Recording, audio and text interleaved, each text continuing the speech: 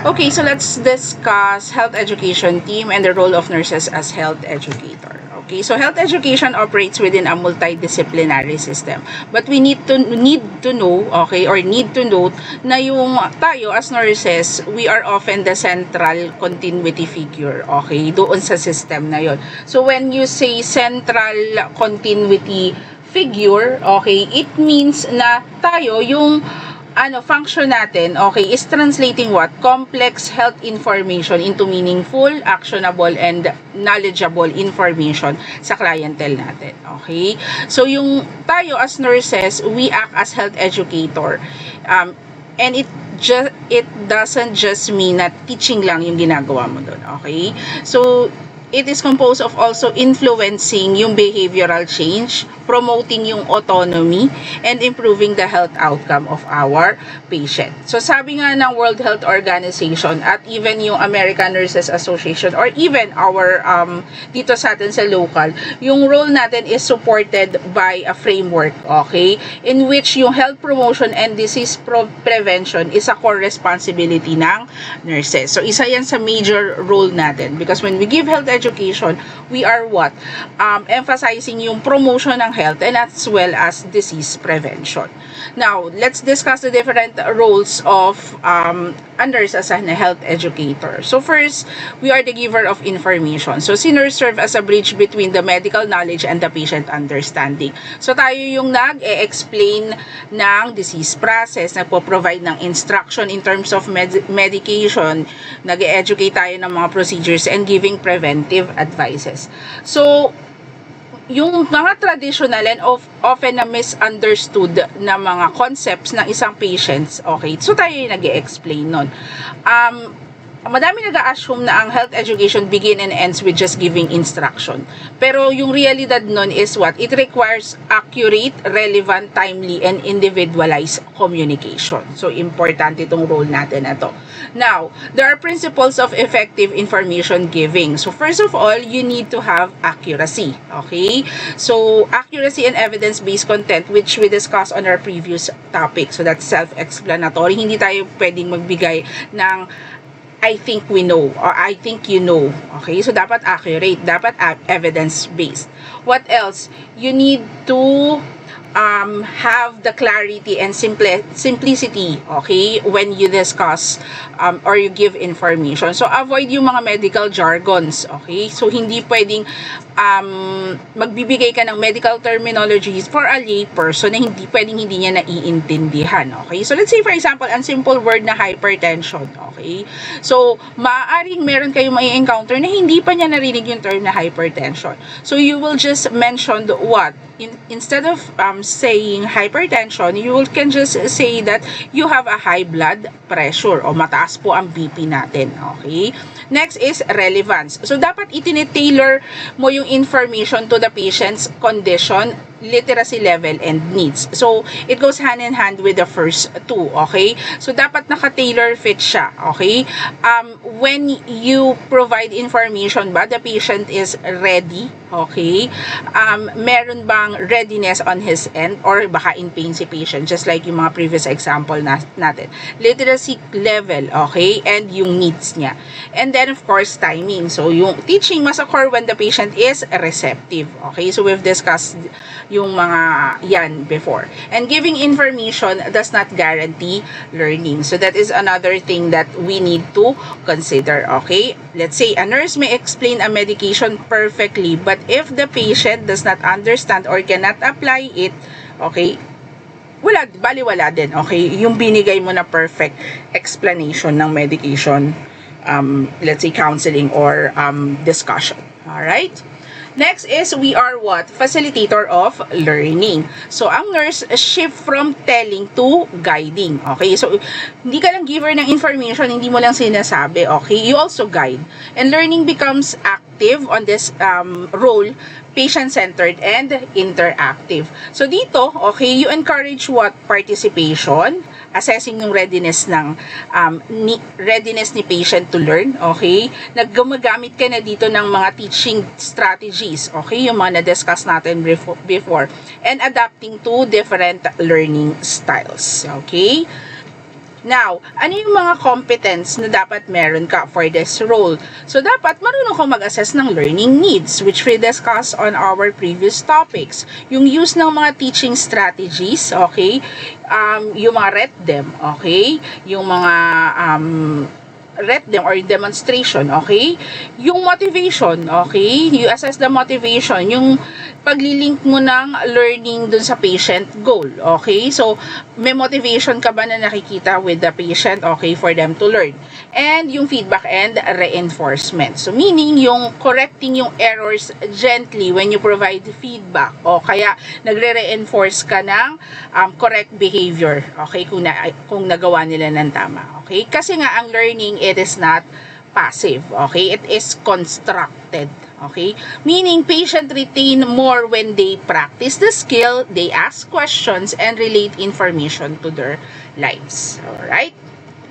Next is coordinator of teaching. So, ang health education is rarely done by one person. Kaya nga no dun sa unang sinabi ko for this topic. Okay? Si nurse ensures the teaching is organized, consistent, and continuous across the healthcare team.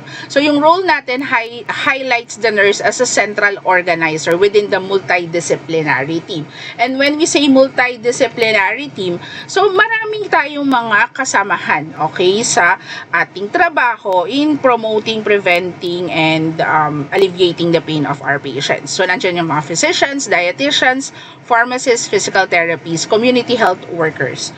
Okay? So, ang key function natin dito is what? We plan the teaching program. Kino-coordinate natin sino ba yung dapat nating kasama sa teaching program na yon. Okay? Nag-avoid tayo ng duplication or conflicting information. Okay? So, you need to validate, tama ba to? Let's say we will discuss something about diet. So, you can coordinate with the dietitian, okay, in terms of counseling a patient with diet. Okay? And ensuring continuity of care. Okay? Now, what is the core responsibility? So, na-mention ko na din kanina, assessment and planning, delegation, documenting, and evaluation. So, yung assessment and planning, again, you need to identify the needs, develop a structured plan. Delegation, this means what? Referring mo sa mga specialist, okay? So, dietitian for meal planning, pharmacist for pag merong medication, counseling na kailangan. Then, you are the one that document, okay? You record what was being taught, okay? No-note mo yung patient's understanding, okay? And then, your evaluation if the learning objective were met. Okay, so that's an example of what do you call this one? That's example of your being a coordinator of teaching. Okay, bakit critical yung pagiging coordinator of teaching? Kasi 'di ba, without coordination, pwedeng magkaroon ng conflicting instruction. Okay, minsan fragmented pa, okay? Parang bungi yung nalalaman or nabibigay nating information kay patient, okay? And minsan yung outcome mas nag-worsen. So, tayo ini-ensure natin na may continuity and coherence, okay? In terms of teaching, okay? And number 4, okay, advocate for client, okay? So, ito very important and very, I want every nurses to always, instilled into their minds that nurses, we are advocates of our patients. So, the nurse ensures that education empowers the patient, not just inform them. Okay? So, ano ba yung function natin as an advocator? So, sinusupport natin yung patient autonomy. Okay? We clarify what? Misunderstanding. Okay? We ensure na informed sila. Okay? In terms of the things na kailangan nilang malaman. So, we ensure informed consent, okay? And addressing yung mga barriers, okay? For them to ma-receive nila yung information correctly, okay? So, ang advocacy natin, okay? Advocacy means what? Protecting the patient's right, okay? Promoting informed decision making and ensuring equitable yung access natin sa information. Okay? So, ang principle, okay, ng role natin na to is patient-centered care. Okay? We always ensure na si patient yung center, okay? Siya yung star, okay, ng ating task na ginagawa. Ensuring all patients receive, okay, the information that they need. So, naputol to. And helping patients make their own decision. O, maging self-reliant po sila, okay? So, importante yung advocacy kasi information, okay, without empowerment, incomplete siya. Okay? So, dapat na i-empower natin si patient with the information that we provide them. Okay? So, ano yung integration of all the roles? So, meron tayong 4 na roles. So, yung 4 na yan, okay, are not separated. Technically, they overlap each other and nagpo-function sila simultaneously. So, in one patient interaction, the nurse may give information, facilitate learning, coordinate care or teaching, and advocate, okay? Yung ensuring patients understanding the option po. Okay? Now, let's go to the role of the other members of the health team. Okay, so health education is inherently multidisciplinary, as we've mentioned every now and then on this discussion. So each member of the healthcare team contributes specialized knowledge, and the quality of patient outcome often depends on how well these roles are integrated. Okay? Kasi nga tayo, team-based care ang ginagawa natin, especially when we are in a hospital setting. Okay? Essential siya for effective health promotion and disease prevention according to the World Health Organization. Okay? So firstly, yung physician. So ang physician, ano ba yung focus nila? Okay? Focus nila is for diagnosis explanation. Okay? So, ina-explain nila yung disease pathology, what happened to the body. Okay? Dinidiscuss nila yung treatment option, surgery ba or medication lang, more of medical lang. Sila nag-obtain ng informed consent. Okay? Nagka-clarify sila ng risk and benefits. Okay? Ang limitation lang ng practice ng mga physician natin is that limited yung time nila with patients because sa dami ng hinahandle nila na patients. Okay? Sometimes they use technical language, okay, when they give instruction. And more focus sila sa disease rather than the behavior because their role is to explain the disease process. Okay? That's why tayo nurses and other health care team members expand and reinforce yung mga health teaching ng mga physician. Okay? So technically, they provide the medical framework that guides all the subsequent teaching. Okay? Actually, sila ang nag-order kung ano yung dapat i-health teaching mo. Okay? For a patient, kanino mo i-refer.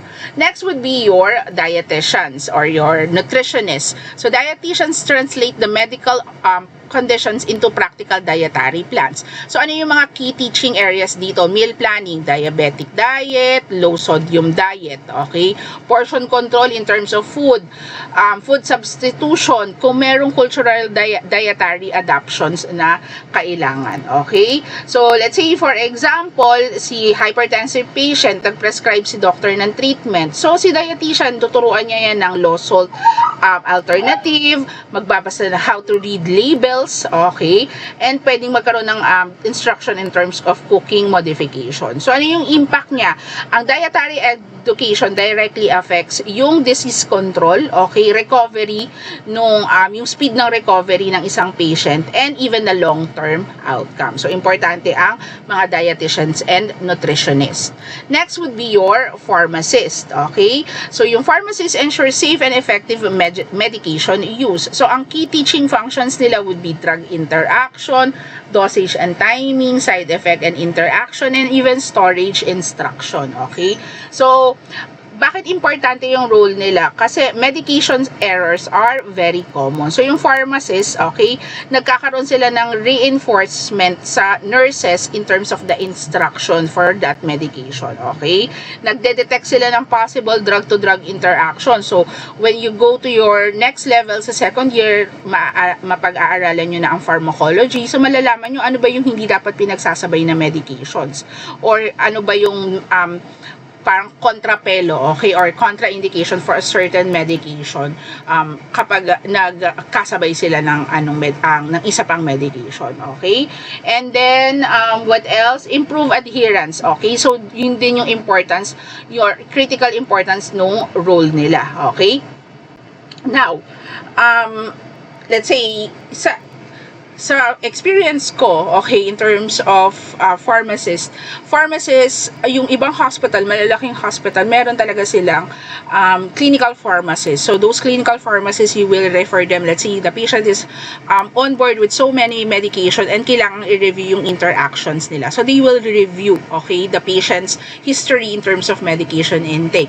And meron din sila na nagka-counsel talaga sila in terms of pag-uwi ng patient for discharge planning. Okay, they come in and they explain, okay, yung mga medications that need to be taken at home. Okay, so merong medication counseling. What are the side effects that you need to watch out for? Sino yung hindi dapat magkalapit kapag tinake mo na medication, isa sa umaga, yung isa sa gabi. Okay, so they do that as well. Next would be your physical therapist. So this is yung nagpo-focus naman yung role nila into mobility and rehabilitation and functional independence. So, key teaching areas nila would be exercise routine, proper body mechanics, yung paggamit ng mga assistive devices, let's say yung mga walker or cane, and even fall prevention strategies. Okay? So, perfect example natin, a stroke patient. Okay? So, yung therapies, sila yung mag-i-instruct a patient ng range of motion exercises, even safe ambulation techniques. Okay? Para ma-prevent yung complication. And then, at the same time, napopromote yung independence ng mga post-stroke patient natin. Next would be your occupational therapist. So they help patients regain ability to perform activities of daily living or your ADLs. Yung teaching focus nila would be more of you being able to perform yung ADLs mo. So self-care, unang-una, okay? Home modification, okay? And adaptive equipment use. So, let's say patient na merong arthritis. So, yung lecture techniques usually is about what? Reducing yung joint strain. Sometimes they even instruct, okay, as well as yung paggamit din, parang nagko-coincide sila ng physical therapist in terms of instruction in assistive devices, okay? Ano ba yung dapat, let's say, magkakaroon ng wheelchair or cane, is the home or the house modified or kaya niyang i-cater ang mga ang isang wheelchair, okay, sa bahay, makakalabas-masok ba yung wheelchair sa bahay? So, these are the roles of your occupational therapist as well. Now, you have your medical social worker. So, they addresses the psychosocial and environmental factors affecting health. So, more ang function nila is counseling patients and families, connecting the patient to the community resources and yung financial guidance. So, maririnig nyo sa mga hospital, MSS, okay? Medical Social Services. So, ang mga nagtatrabaho dyan, mga social worker, mga medical social workers, okay? So, importante sila, okay, for, let's say, health education, kapag merong financial problem, okay, kung kanino sila pwedeng lumapit, okay, so sila din nag-help sa inyo nun, okay, walang support system na nag-e-exist, okay, so sila yung mga nag-a-assess ng mga bagay na yan, so they bridge those gaps, okay, kasi you want nga na health education will work even at home, at mag-fail yun, so kung si patient, binigyan ang ganda nga ng instructions mo, wala namang makapambili ng gamot, okay? Or wala naman palang support system, okay? So, dyan papasok yung referral natin sa social worker, okay?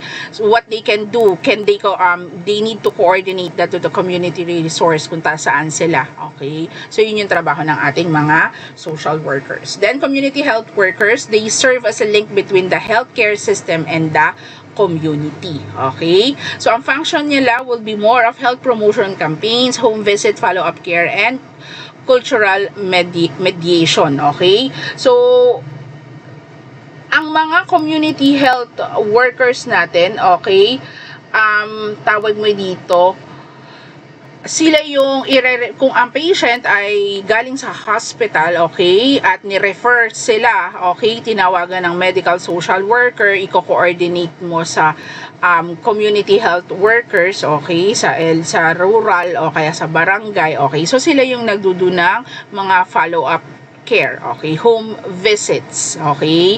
So sila yung nandun na kapag nasa bahay na si patient, okay? So sila din yung mga merong program in terms of promotion ng mga campaigns, okay? So you will better understand this pagdating nyo ng community health nursing, okay? So before I go to the role of the family in health education, okay, so tandaan natin, okay, without collaboration with the healthcare team, nasabi ko nga, fragmented yung education, okay? So, dapat yung instruction natin hindi conflicting, okay? Dapat we are well coordinated, okay? Holistic yung approach natin sa nurses. And again, tayo as nurses, we act as a central coordinator po, okay? Para ma-ensure natin na align lahat ng health teaching. Okay? So next is role of the family in health education. Okay? So health education is not just individual. So it is what? It is social. Okay? It does not end when the nurse finish yung teaching niya. Okay? So in reality, ang totoong application begins at home. Okay? Wherein si family members, sila ang primary environment influencing the health behavior of an individual. So, lalo na sa context natin ng Filipino culture. Okay? Family is not just a support, it is a unit of care. Okay? Ang family ay isang unit of care.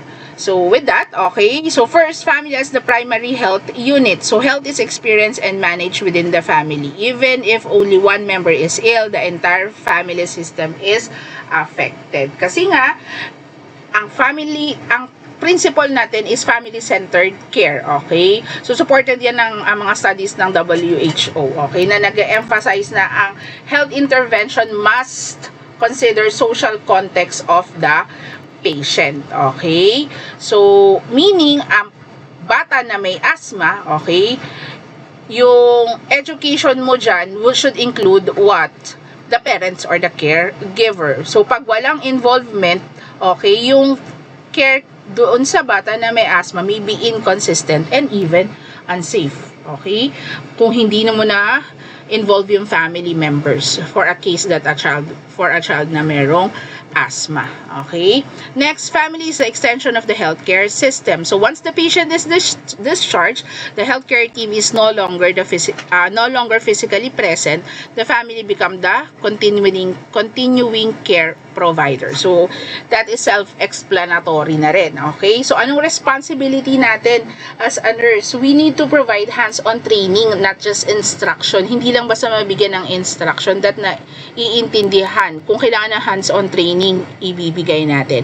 We use return demonstration, okay? So, let's say it involves your psychomotor skill. So, dapat mapaparet them mo si patient. Siya yung gagawa bago sila makauwi with your guidance and assess competence before discharge, okay? Kasi ang family, ang role nila, okay, sila yung mag-administer ng medication sa bahay.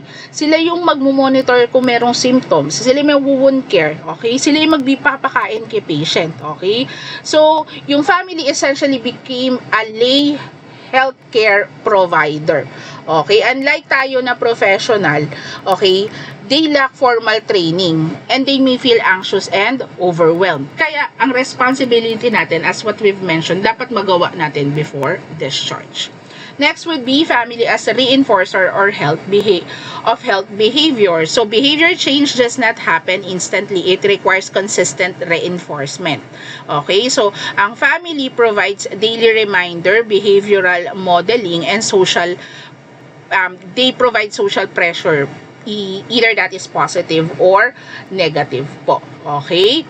So, ano yung mechanism of influence?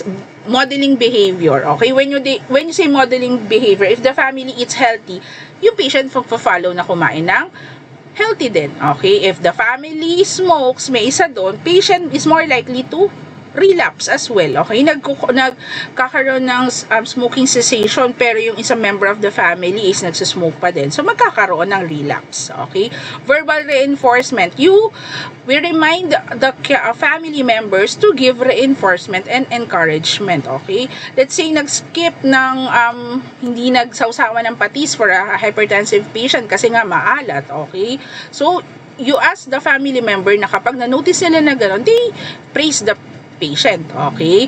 Reminder, okay? Nagre-remind sila kung time na ng medication, okay? Shared lifestyle, ito yung exercise routine, meal patterns, okay? So, kung ano yung kinakain ng isa, or kung nag-exercise, okay?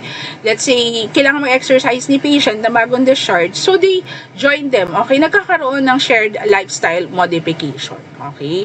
So, critical siya sa health education kasi kapag nag-fail yan, okay, minsan patient feel isolated, okay? Parang feeling nila sila lang yung kailangan mag-change, and then yung surrounding nila, yung family members nila, hindi nasusuportahan yun, okay? Or hindi nasasabayan. Kaya very important yung role ng family, okay, as reinforcer ng health behavior. Kasi we influence, okay? They are the influence kung paano magkakaroon ng behavioral change, okay? Next would be family as decision-making body. So, in many Filipino household, decisions are collective, okay? Elders or key members influence the outcome, and we need to realize that, okay? So, dito sa atin sa Pilipinas, okay, consent is often what? Family influence, okay? So, tatanungin natin, okay, yung mga kapamilya natin. Ganun tayo, okay? Ganun yung culture natin, okay? We ask the opinions of the family member. Even though na, legally, actually, if you're the legal age, so, di ba nga, you have your autonomy, okay? But with our culture, we ask our family members. And treatment adherence depend also on family agreement, okay? So, again, we consult our family. So, very important, very influential yung culture ng natin as Filipino. So, ano yung nursing approach mo dyan? You need to include the family in discussion early. Okay? So, let's say when they need lifestyle modification, so you include kung sino ba yung kasama ni patient sa bahay. So, you include the family in the discussion. Avoid excluding key decision makers. Okay? So, let's say meron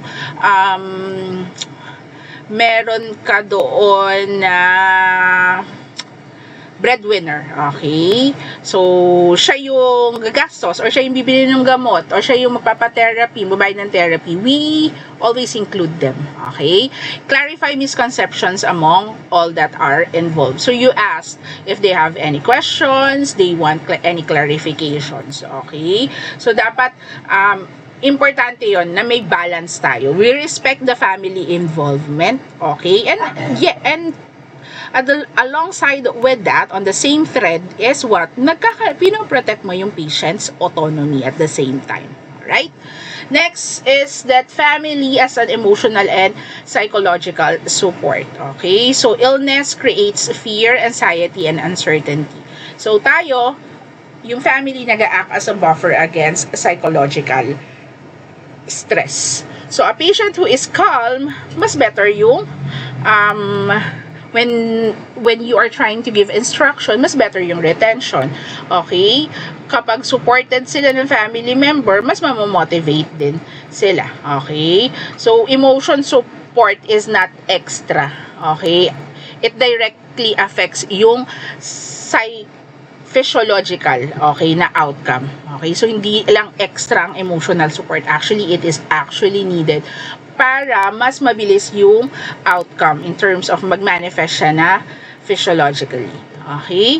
Next would be family as potential barrier to health education. Okay? As much as they are influence, pwede ding maging a barrier. Okay? So again, cultural belief, misinformation, overprotection, neglect or lack of support and financial constraints. So yung mga cultural beliefs natin, yung mga preference or traditional remedies over medical treatment. Okay? So if your family believes on mga cultural belief, misinformation, okay? Yung pag okay ka na, titigil mo na yung antibiotic, overprotection, limited yung patient's independence, okay? Masyadong overly protected yung mga family members. Meron din naman neglect or walang support, so no assistance and financial constraint. Okay? So, anong role nyo? You need to identify the barrier early. Okay? Then, address them respectfully. That's very important. To address them respectfully and provide realistic alternatives. Okay? Now, family empowerment through education. So, not dependence, okay, but competence and confidence. Meaning, okay, dapat a perfectly educated patient with an unsupportive family usually have poor outcomes, okay? A moderately educated patient with strong family support, mas better yung outcomes nila, okay? So, yung family, we need to empower them, okay, through education para nagiging competent sila and confident sila, okay, when they are caring for their family members who got sick. So, ano yung mga strategies for empowerment? So, use simple or clear language, demonstrate the procedure para hindi sila matatakot. You always encourage questions, okay? When you do health teaching, provide written or visual aids. Handout would be a great way, okay? And evaluation of the learning, okay? Very important yung evaluation. Yun yung tinitignan natin, naiintindihan ba? Okay? After mo mag-lecture, hindi yung ang haba ng lecture mo, ang ganda, hindi mo naman alam kung naintindihan. Okay? So, with that, we are done discussing your health education team. Okay? Thank you for listening.